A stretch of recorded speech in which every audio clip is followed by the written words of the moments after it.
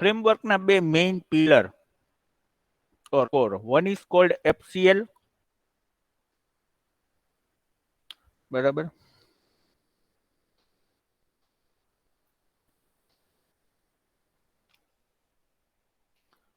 This is FCL.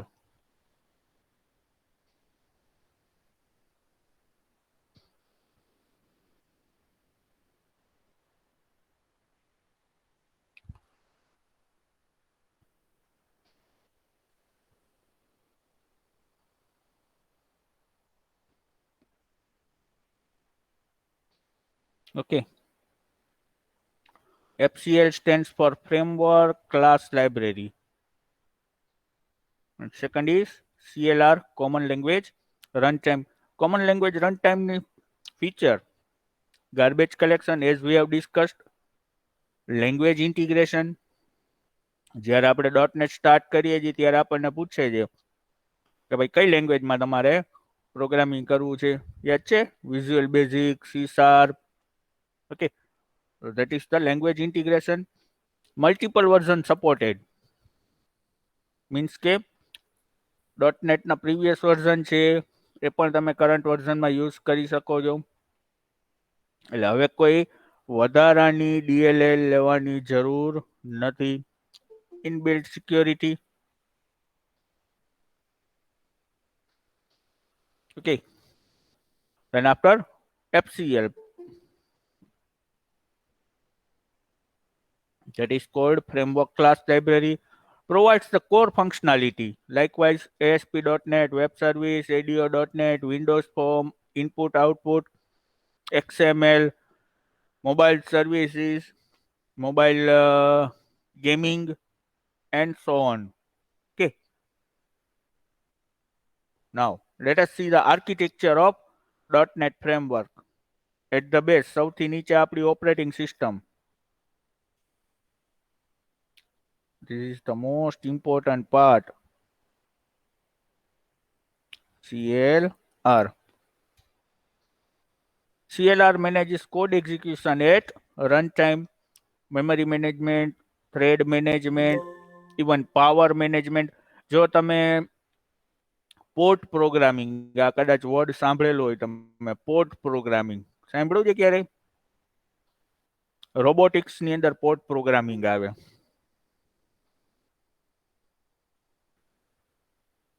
એ બધું છે આપણું CLR મેનેજ કરે છે.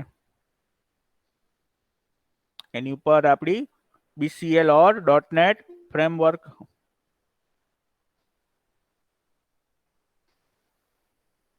Object-oriented collection of reusable types.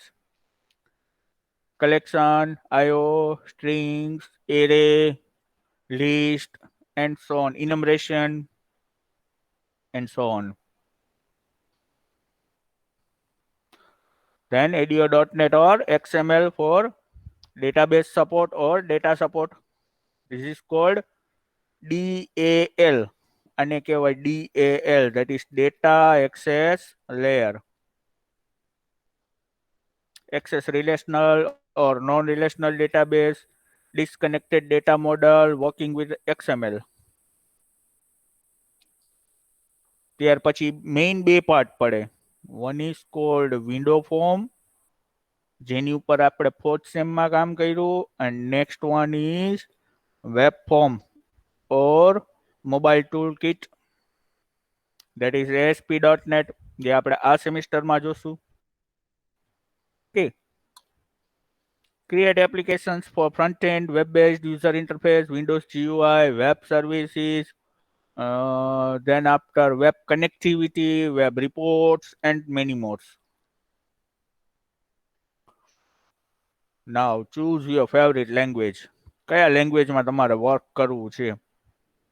You can choose any language. C++, C#, VB.NET, Perl, J#, Python, Pascal, okay, Fortran, any languages. Use your favorite language. હવે important part હો, ખાસ ધ્યાન રાખજો હવે બધાય. આ બેને ઇન્ટિગ્રેટ કરાવવું પડશે ને, આ લેંગ્વેજ સપોર્ટ આને દેવો પડશે. Who is going to support these languages? It is called CLS. તમારો કોડ કોઈ પણ લેંગ્વેજમાં હોય એને .NET સમજી શકે એ લેંગ્વેજની અંદર સ્પેસિફાય કરે, that is called CLS, common language specification.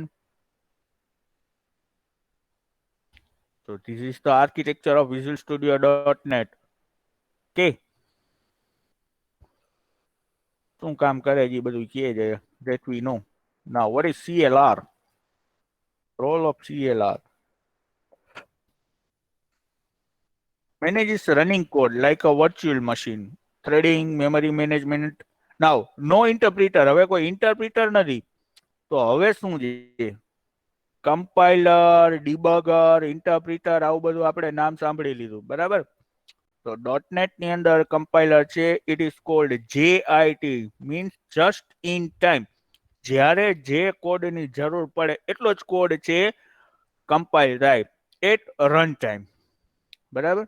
JIT compiler produce native code during the program installation or at runtime. It means કે મેમરી મેનેજમેન્ટ છે, જે ક્લાસ ઉપર તમે પ્રોસેસ કરો છો ખાલી એટલા જ ક્લાસની મેમરી છે એ ઓક્યુપાય કરશે just in time.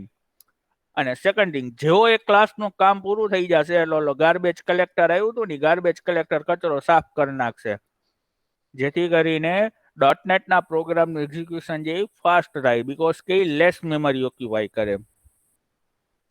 Fine grained evidence base security, એક એક કોડ ઉપર છે સિક્યુરિટી છે એ અસાઇન થઈ જાય. લાઇકવાઇઝ કે તમે .NET નો પ્રોગ્રામ બનાવો, તમે કોઈ વેરિયેબલ ડિક્લેર કરો ની એક્સેસ ન કરો ને તો તરત જ તમને વોર્નિંગ આપી દે, ભાઈ તમે વેરિયેબલ તમે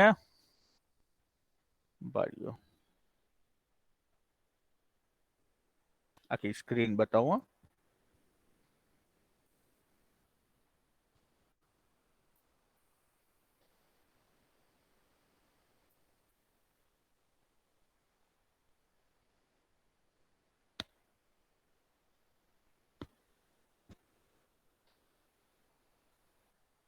સ્ક્રીન વિઝિબલ છે ને? Yes, sir.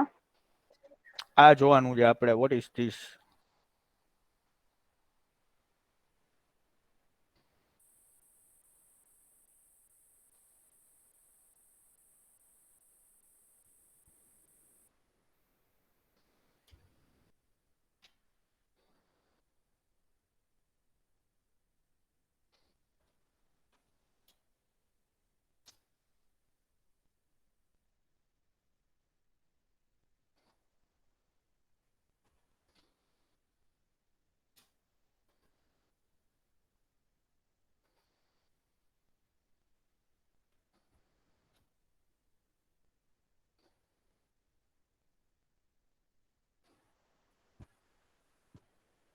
Okay, as you can see, દેખાઈ જાવ અહીંયા આઈ ની નીચે?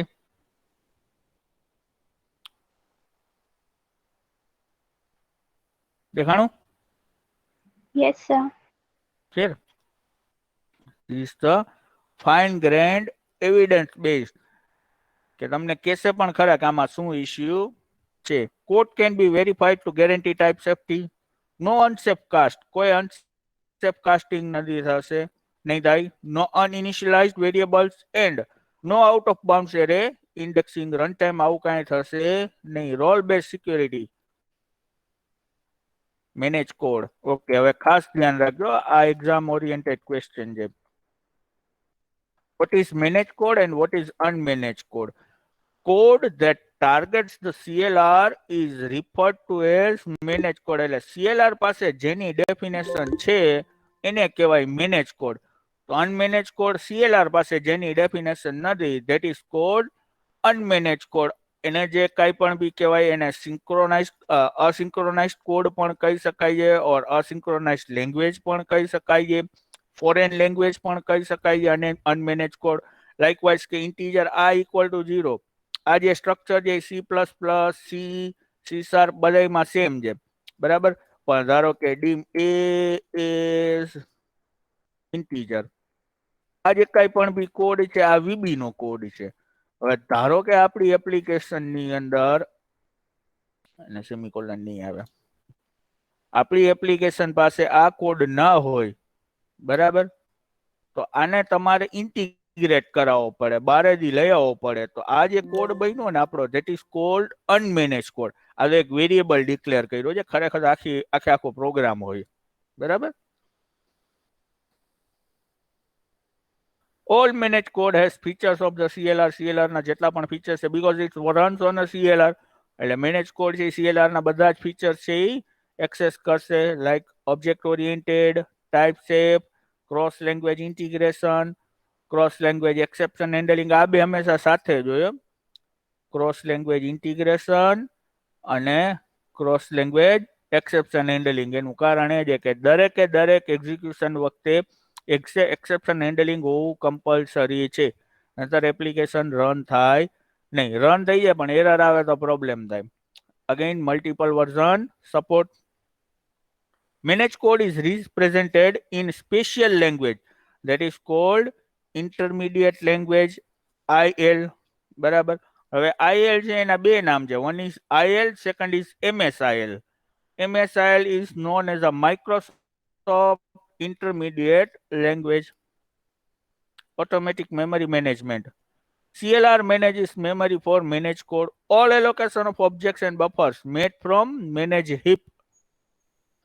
Unused objects and buffers are cleaned up automatically through garbage collection. Some of the worst bugs in software development are not possible with managed code. એટલે એવા કોઈ bugs છે અથવા સી બગ્સ અને એરર વચ્ચે ડિફરન્સ એટલો છે કે તમે કોઈ કોડ કરેલો છે પણ એ પ્રોપરલી એક્ઝિક્યુટ ન થાય, that is called bugs. Like console.write line લખે અને એક્ઝિક્યુટ કરીએ ત્યારે આપણું કર્સર છે નેક્સ્ટ લાઈનમાં જવું જોઈએ, બરાબર. પણ કર્સર નેક્સ્ટ લાઈનમાં ન જાય પણ એની સાથે બાદમાં જ રહીએ, ધેટ્સ કોલ્ડ બગ. એને કહેવાય બગ. આવી રીતે કર્સર પડ્યું રહીએ, આપણે કર્યું હતું console.write લાઈન, પણ જો આવું ન આવતું હોય, ધેટ ઇઝ કોલ્ડ બગ. પણ હવે IL ને કારણે આ વસ્તુ પોસિબલ છે નહીં. લીક મેમરી ઓર ઓબ્જેક્ટ્સ, આવું કંઈ શક્યતા નથી. Reference to freed or non existence object, એવું પણ કંઈ પોસિબલ છે નહીં, બીકોઝ ધ કમ્પાઇલ ટાઈમે JIT જે તમને કહી દેશે. હમણાં જેમ અહીંયા અસાઇન આપણને વોર્નિંગ આપી દીધી એમ, ઇન્ટીજર આ ઇક્વલ ટુ 0, બરાબર. અનઅસાઇન ઓબ્જેક્ટની અહીંયા જ આપણને વોર્નિંગ આપી દીધી, બરાબર. એટલે આવું પણ કંઈ રહેવાનું છે નહીં. પોઇન્ટરલેસ એન્વાયરમેન્ટ. હવે આપણું એન્વાયરમેન્ટ છે એ પોઇન્ટરલેસ થઈ ગયું. આપણે હવે પોઇન્ટરની જરૂર છે નહીં. બેઝિકલી પોઇન્ટરનો યુઝ આપણે એના માટે જ કરતા હતા ને, મેમરી મેનેજમેન્ટ. હવે મેમરી છે એ ઓટોમેટિકલી મેનેજ થઈ જવાની છે. એટલે ઇન્ટીજર આઈ નું જે એડ્રેસ છે એની અંદર વેલ્યુ જે સ્ટોર થઈ છે એ એક્ઝિક્યુટ થઈ છે કે નહીં, એ JIT સીધું ચેક કરી લેશે. એટલે હવે આપણે કોઈ પોઇન્ટરની જરૂર છે નહીં. Multi language support. As I told you earlier, MSIL, Microsoft Intermediate Language, or CIL, Class Intermediate Language, sorry, Common Intermediate Language. Okay, it is a low level language like assembler, but it is important object oriented. CTS, that is called Common Type Specification, હમણાં આપણે જોઈ ગયા હતા, is a rich type system built in to the CLR, implements various types, integer, float, string, double, and so on, and operations on those type. CLS is a set of specifications that allow languages and libraries need to follow. This will ensure interoperability between languages. આના કારણે શું થશે કે બે languages વચ્ચેના જે કાંઈ પણ બી ઓપરેશન છે ઇઝીલી એક્ઝિક્યુટ થશે, બરાબર. હવે બીજો મોટામાં મોટો ફાયદો શું થાય ખબર છે? MSIL ને CIL ની કારણે કે જે કાંઈ પણ બી ઇન્ટીજર, ફ્લોટ, સ્ટ્રિંગ છે ને, એ તમે હાયર લેવલ લેંગ્વેજ હોય ને તો એ વધારે મેમરી ઓક્યુપાય કરતી હોય, અને લોઅર લેવલ લેંગ્વેજ હોય ને તો ઓછી મેમરી ઓક્યુપાય કરે. લાઇકવાઇઝ કે ધીસ સાંભળ્યું છે ને? જોયું છે ને?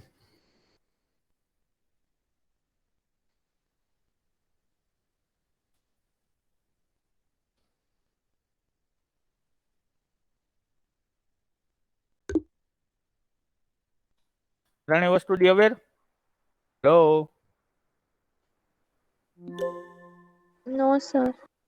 હા, સી લેંગ્વેજમાં આવી ગયું, શું ના આવે? C++ માં તો 110% આવી ગયું છે.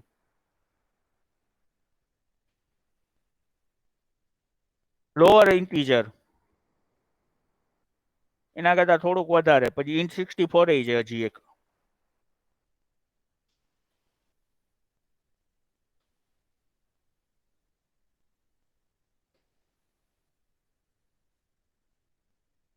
આવી રીતના પણ છે. તો હવે આ 4 ટાઈપના ઇન્ટીજર થયા, ઓછી મેમરી ઓક્યુપાય કરે, બરાબર. પણ CIL ને કારણે શું થયું કે તમે આવી રીતના ડિક્લેર કરો ને તો this will be automatically become int16 I આ ઓટોમેટિકલી બની જાય. નું કારણ એ છે કે ભલે તમે એને ઇન્ટીજર આપી છે પણ એની વેલ્યુ છે એ 10 જ છે. એટલે આ વેરિયેબલ ની અંદર જે કાંઈ પણ બી મેમરી ઓક્યુપાય કરવાની છે ખાલી 2 ડિજિટમાં છે. તો 2 ડિજિટ હોય તો એના માટે int16 જે ઇનફ છે. ઓકે, એના કારણે થઈને હવે શું થાય, આનાથી મોટામાં મોટો ફાયદો શું થાય ખબર છે? કે જે કાંઈ પણ બી ડેટા ટાઈપ્સ હોય ને, આ these are the data types.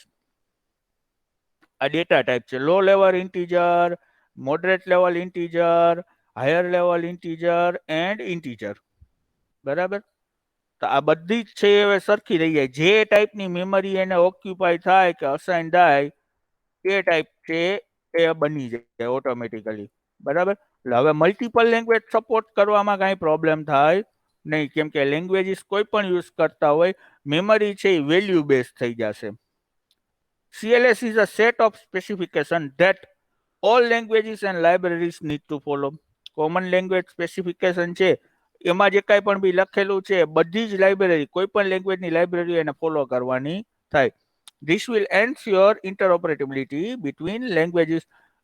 એટલે આ સ્પેસિફિકેશન એટલે કેવું કે લાઇકવાઇઝ કે કોલેજની એક્ઝામ છે તો કોલેજની એક્ઝામમાં જે યુનિવર્સિટીના સ્પેસિફિકેશન છે એ દરેક કોલેજે ફોલો કરવાના થાય. લાઇકવાઇઝ કે 70 માર્કનું પેપર, ક્વેશ્ચન એ છે એ 4 માર્કનો, જેમાં એક એક માર્કના 4 ક્વેશ્ચન. ક્વેશ્ચન બી છે એ 2 માર્કનો, ક્વેશ્ચન સી છે એ 3 માર્કનો, ક્વેશ્ચન ડી છે એ 5 માર્કનો. હવે તમે કોલેજ કોઈ પણ રાખી હોય પણ પેપર તો તમારું જે સ્પેસિફિકેશન યુનિવર્સિટીએ નક્કી કરેલું છે એ પ્રમાણે જ રીએ. IL. .NET languages are compiled to an intermediate language. It is also known as MSIL or CIL. હમણાં આપણે ડિસ્કસ કર્યું એ રીતના Microsoft intermediate language or common intermediate language. CLR compiles intermediate language in just in time manner. હમણાં આપણે discussion કર્યું એ રીતના જ્યારે જેની જરૂર પડે on the same time એ ટાઈમે જ એને કમ્પાઇલ કરવાનો અને એક્ઝિક્યુટ કરવાનો. The JIT code stays in memory for subsequent calls. હવે JIT માં જે કોડ એક્ઝિક્યુટ થયો છે ને એ તમારી મેમરીની અંદર સ્ટોર થઈ જશે. એટલે નેક્સ્ટ ટાઈમ તમારે સેમ ફંક્શનને કોલ કરવું હોય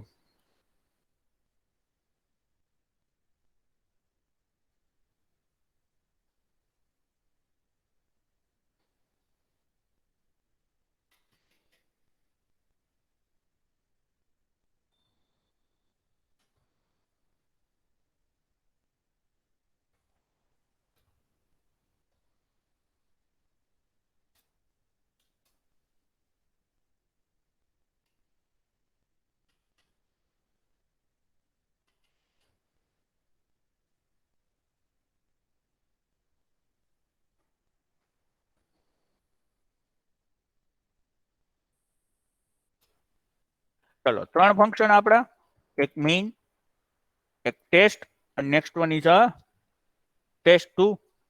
hello? Yes, Yes, sir. sir. Okay, હવે JIT શું કામ કરશે?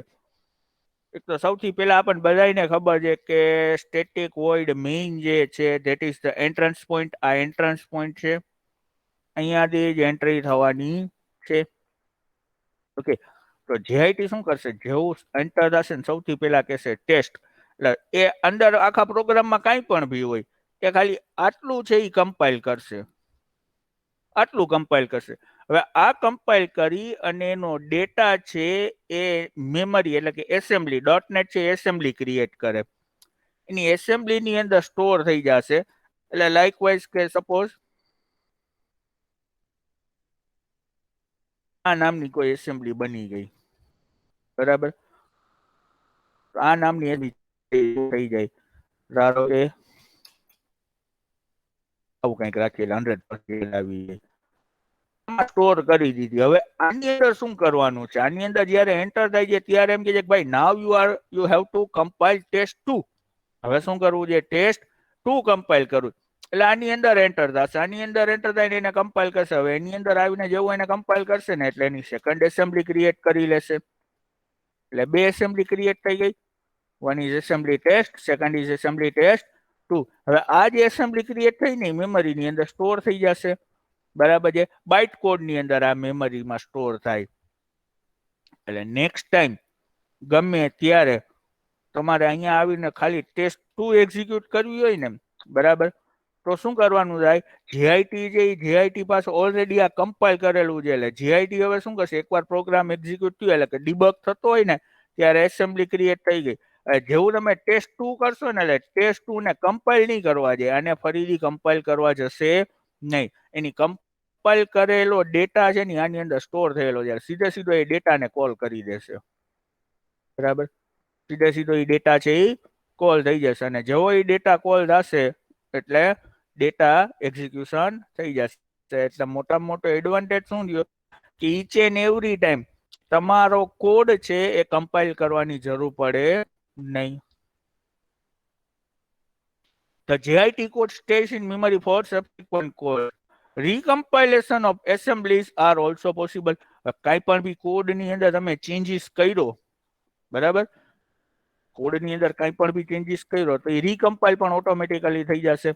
લાઇકવાઇઝ કન્સોલ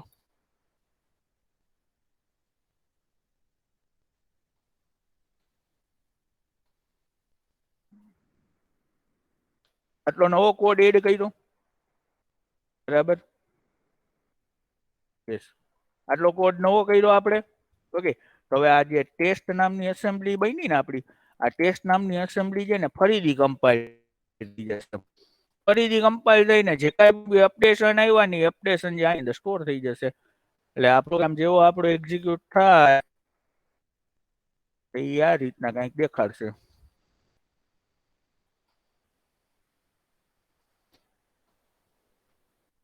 આમાં નહીં, આમાં દેવું પડે. ફેર પેશન્ટ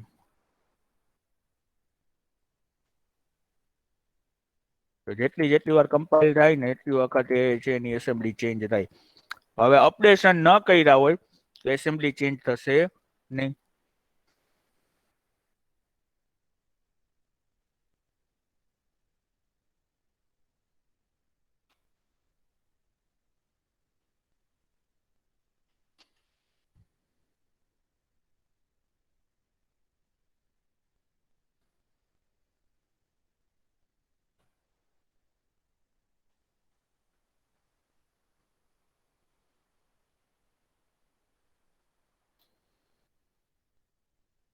ફેર આ તો ડેટા ઇનપુટ થયું ને, પેરામીટરાઇઝ મેથડ, બરાબર, પેરામીટરાઇઝ મેથડ થઈ ગઈ એટલે ડેટા ઇનપુટ થઈ ગયું. ડેટા ઇનપુટ થઈ ગયું એટલે જે ઇનપુટ તમે આપશો એ ઇનપુટ છે આ જગ્યાએ એક્ઝિક્યુટ કરશે. દર વખતે કમ્પાઇલ કરવો પડશે નહીં, બરાબર.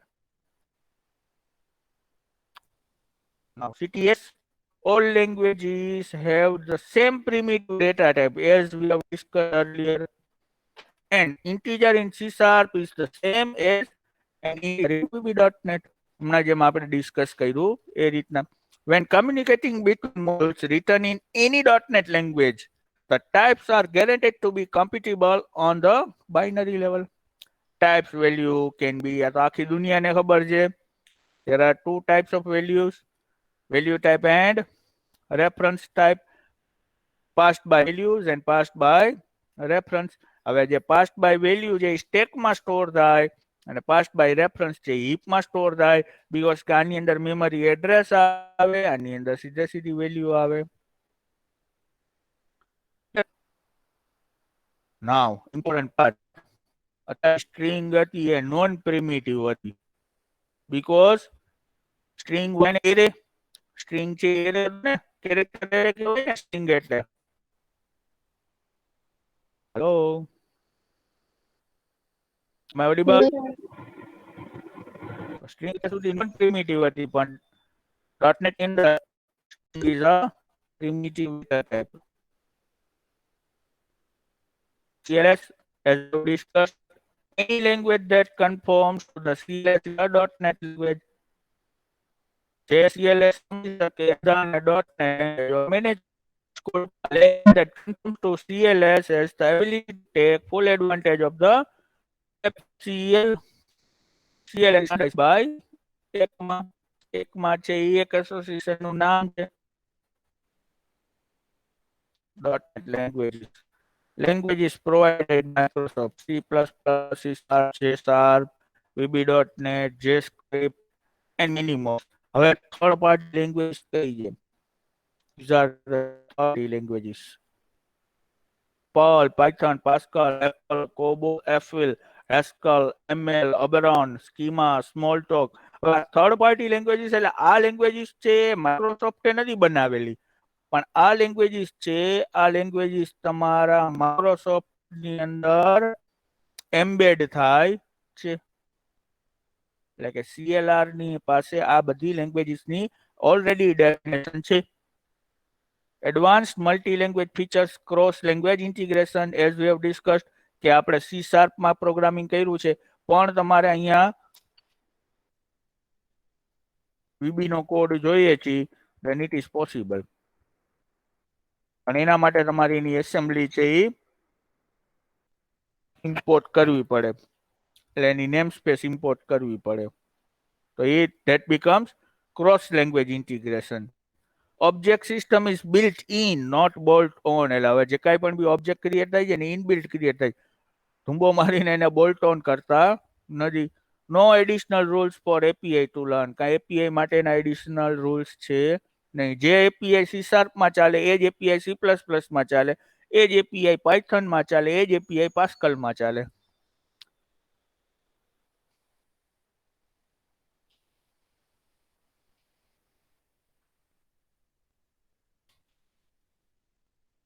વાહ,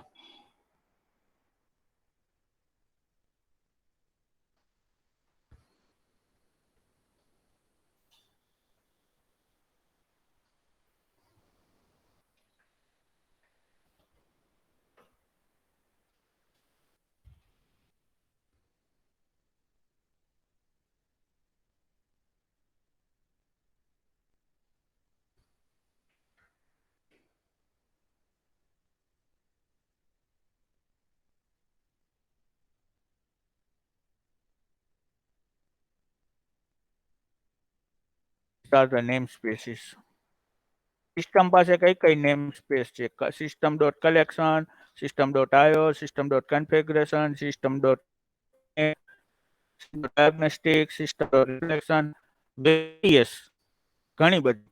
સિસ્ટમ ડોટ ડેટા પાસે ADO, SQL design, SQL type. L પાસે system dot XSLT, XPath, serialization, drawing માટે image, printing, text. Standard .NET framework name. XML ની અને ડેટાની કઈ તો આપણે કનેક્ટિવિટી ટાઈમે કરી ગયા હતા, ઇફ યુ રિમેમ્બર.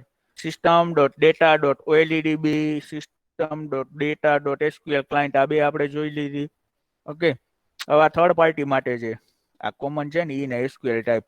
ઓરેકલ માંથી એમાંથી કઈ કામ કરતા હોય તો ઓએલઈડીબી માંથી પણ થાય ને એસક્યુએલ ટાઈપ્સ માંથી પણ થાય. સિસ્ટમ ડોટ XML આપણે યુઝ કર્યો છે, કેમ કે XML માં અત્યારે ડેટા કમ્યુનિકેશન સિવાય આપણે બીજું કઈ કરવાની જરૂર નથી. એ સિવાય You can use XLST, XSLT and XPath and serialization. બરાબર, serialization આખો ટોપિક છે, પણ અત્યારે હજી આપણા સિલેબસમાં નથી. Now, શું છે .NET framework or Microsoft .NET શું છે? It's a delivery solution anywhere, anytime, on and on any device.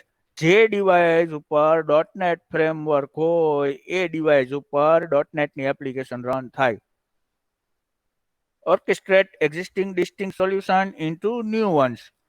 Current solution upgrade કરવું હોય તો પણ થઈ જશે. Migrate legacy solution. Develop using the tools and languages of choice. આપણને જે ઈચ્છા પડે એ લેંગ્વેજમાં આપણે એપ્લિકેશન ડેવલપ કરી શકીએ છીએ. Utilise existing and plan .NET enterprise servers. જે કાંઈ પણ બી વર્ઝન સર્વર્સ અવેલેબલ છે એને આપણે યુટિલાઇઝ કરી શકીએ છીએ. Next most important part, create open solution on open standard. It means કે ઓપન સોર્સ એપ્લિકેશન પણ આમાં આપણે બનાવી શકીએ છીએ. Likewise Python is a open source application. Better development, deliver and maintain solution. It produce secure, stable and manageable solution. Create and use web services. હવે આપણે ASP.NET માં તમે વેબ સર્વિસ શીખશો. Produce extensible solution. જે આપણે discuss કરી ગયા એની સમજ.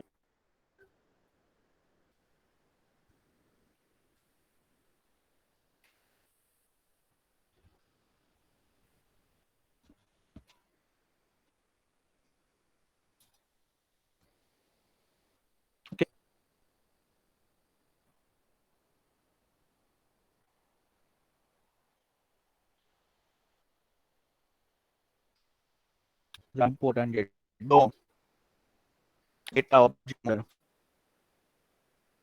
માસ્ટર ડિગ્રીમાં જ DOM આવશે, નહીતર હું તમને છે ને DOM. Clear? That was the theory of .NET application. Clear?